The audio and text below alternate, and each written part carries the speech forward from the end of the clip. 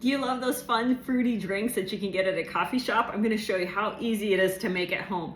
There's just a couple of ingredients you're going to need to get that you might not be accustomed to buying, but this is all basics for this drink. So I've got some boba, and these are fruit-filled tapioca balls. And so when you take a bite into them, they burst in your mouth and they add a really fun flavor. There's all different kinds. I'm using strawberry today, but you can get all different fruit flavors. Go ahead and just grab a couple of spoonfuls with the liquid. It's just juice. You'll want to store this in the fridge after you open the package.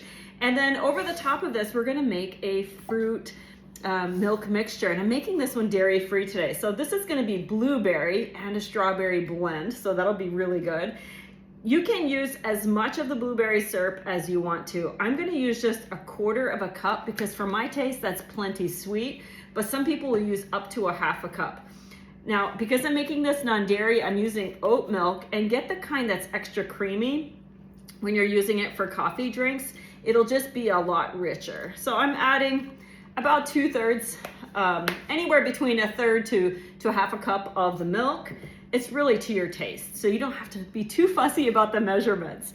You're gonna add all of this to a cocktail shaker, or I am gonna use just a mason jar, which most of you probably have in your kitchens anyway.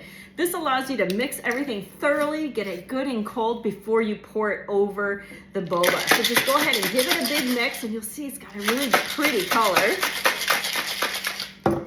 And then we're gonna pour in. Now, if you wanna plan to add cold foam over the top, make sure you stop filling so you have enough space for that.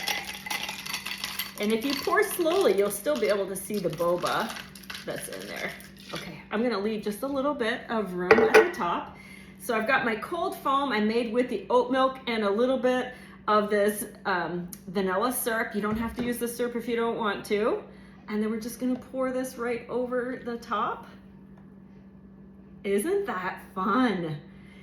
Now, the cool thing about these is that you can completely change out the syrups, the boba, anything you like. Use milk, or if you want, use grape juice, but it makes a refreshing drink. And you look at the colors on the bottom. Isn't that fun? You'll want to use these thicker straws. I just found these online. They're boba straws so that those little balls will actually flow through. And when you take a sip, you get that surprise pop of the juicy boba that's in the bottom.